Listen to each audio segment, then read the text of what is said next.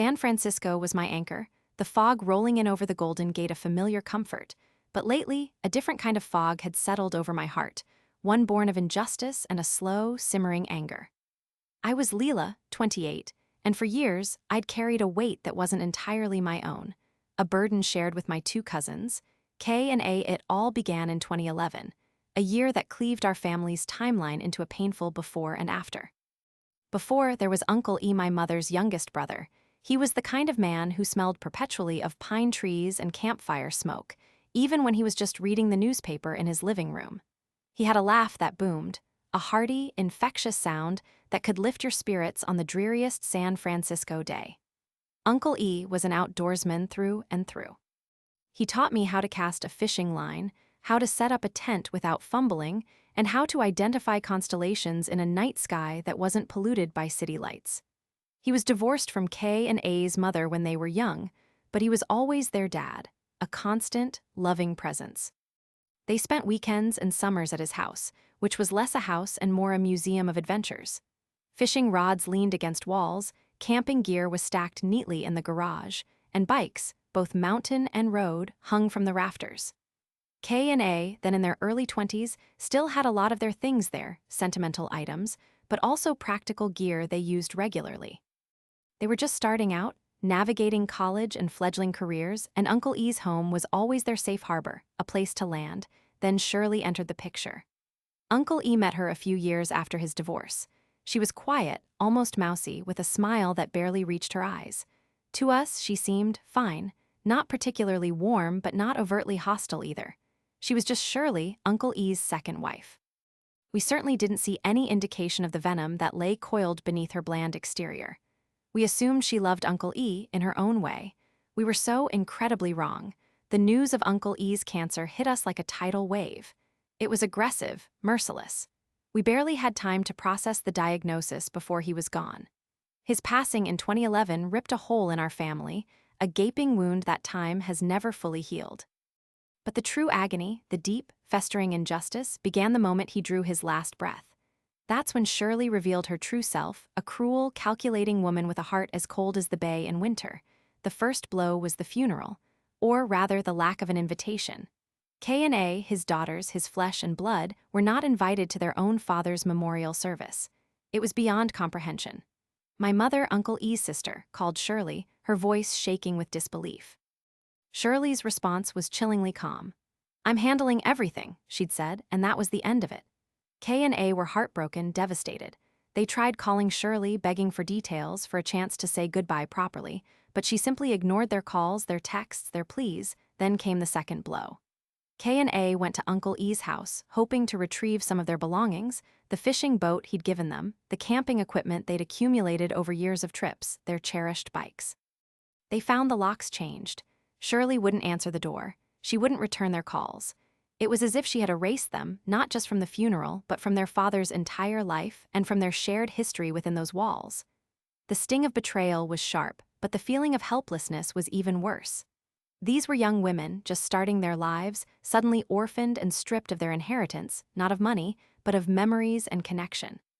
The final, and perhaps most devastating, insult was when we realized Shirley had never told Kay and A where she had buried their father.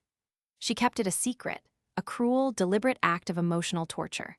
We spent weeks trying to find out, calling cemeteries, searching death notices, piecing together fragments of information from distant relatives. The idea that Uncle E was lying somewhere, alone, without his daughters knowing where to visit him, was a constant, gnawing pain. Act 2, in the months that followed, the initial shock gave way to a dull, persistent ache of grief and anger. Kay and A, trying to find some semblance of peace, decided to hold their own memorial service for Uncle E. It was a small, intimate gathering at a local park, overlooking the very bay where Uncle E had taught them to fish. We invited family and close friends who understood the depth of Shirley's cruelty. It was a raw, emotional day, a chance for us to mourn properly, to share stories, and to remember the man we loved. But even that small act of defiance was twisted by Shirley. Uncle E was one of 12 children, and our extended family was vast, complex, and usually fiercely loyal. Shirley, however, was a master manipulator. She began contacting Uncle E's siblings, spreading a carefully constructed lie. She claimed Kay and A were making all of it up, that they were ungrateful and selfish.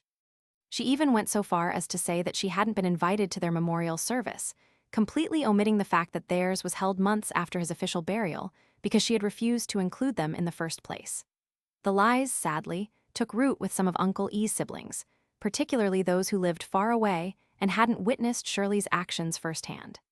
It created a deep, painful rift in our family, a chasm of doubt and suspicion where there had once been unity. It hurt Kay and Anna deeply, not just to be cut out of their father's life and death, but to be slandered and lose the support of some of their own relatives. Years crawled by. The initial fury mellowed into a simmering resentment, a quiet bitterness that never quite faded. Kay and A struggled with their grief, compounded by the lack of closure. They couldn't visit their father's grave, couldn't leave flowers, couldn't sit and talk to him like they desperately wanted to. It was a constant, open wound. Every Father's Day, every holiday, every family gathering where Uncle E's absence felt particularly sharp, the injustice of Shirley's actions loomed large. They talked about legal action, but the costs were prohibitive, and the emotional toll of fighting such a person through the courts felt overwhelming. We felt helpless, truly at rock bottom. How could one person inflict so much pain and get away with it? Then, in 2019, 8 years after Uncle E's death, we heard through the grapevine that Shirley had remarried. The news was a casual mention from a distant cousin, a fleeting thought, really. Oh, Shirley got hitched again, some guy whose wife passed a couple years ago.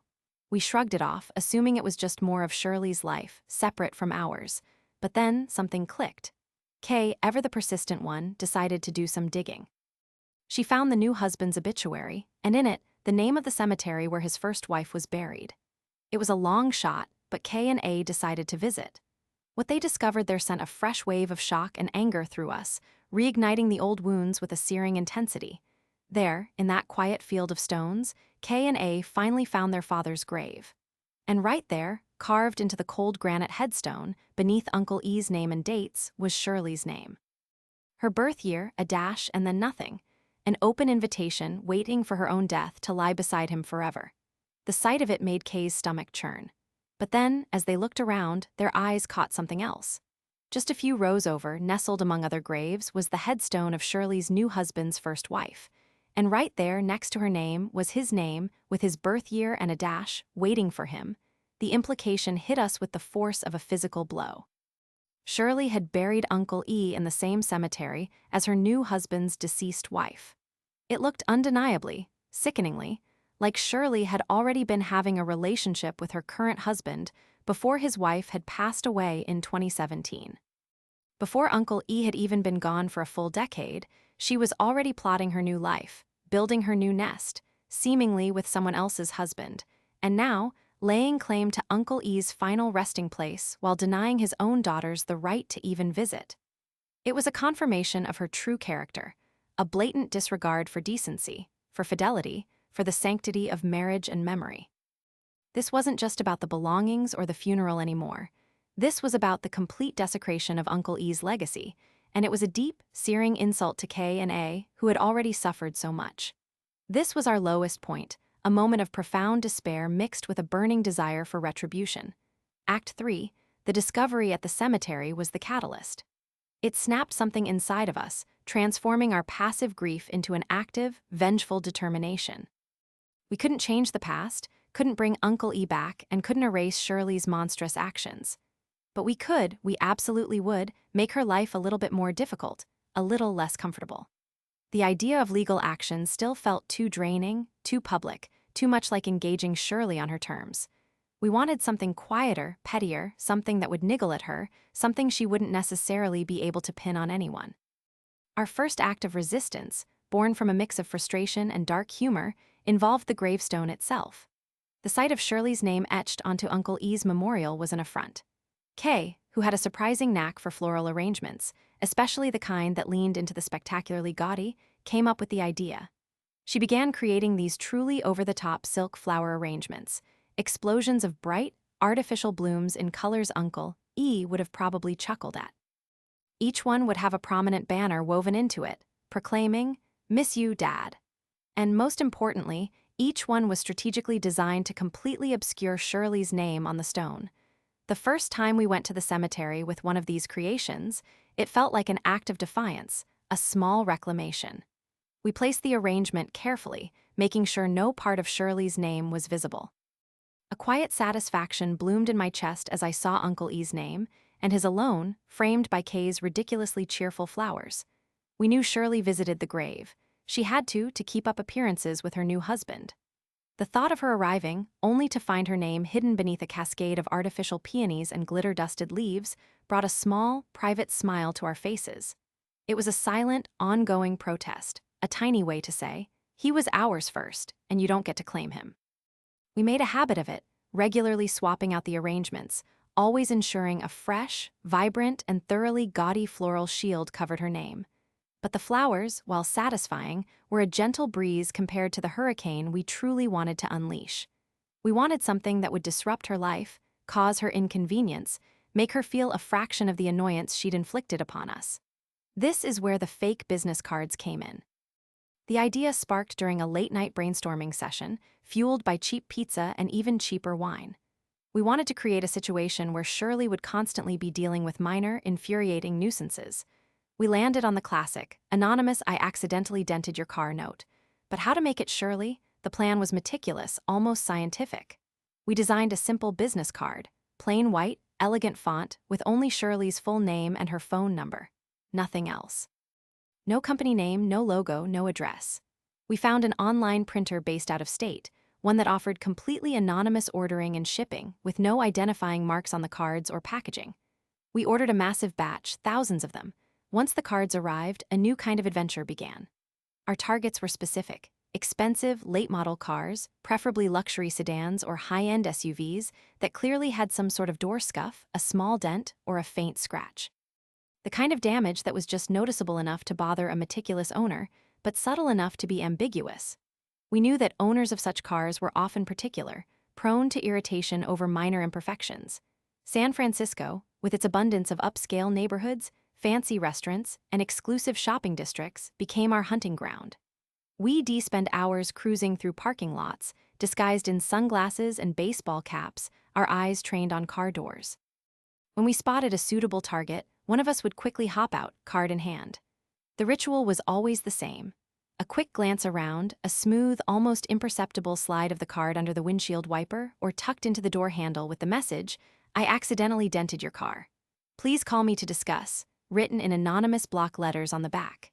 Then, a swift retreat, the adrenaline pumping, a thrill coursing through our veins that was part fear, part exhilaration. There was one memorable afternoon when we were working a particularly posh shopping center in the Marina district. A sleek, black Tesla, barely a year old, sat gleaming under the sun, marred only by a faint but distinct white scuff mark on its passenger door. It was a perfect target. Kay was on point, card ready. As she reached for the car, a woman emerged from the store, keys jingling, heading straight for the Tesla. Kay froze, her hand hovering. Time seemed to slow. The woman glanced up, but Kay, quick as lightning, feigned adjusting her shoe, then smoothly straightened up and walked past the Tesla, pretending to be on her phone. The woman unlocked her car, slid inside, and drove off, completely oblivious. We burst into quiet laughter as we made it back to my car, the near miss adding to the thrill, but there were also the successful drops, which far outnumbered the close calls. Each time, as we drove away, we'd imagine the scenario playing out.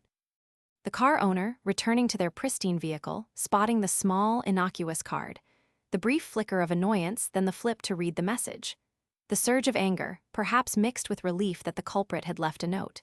Then, the dialing of the number. Shirley's phone, ringing with an angry stranger on the other end, demanding to know about a dent she never caused. The inevitable confusion, the arguments, the accusations.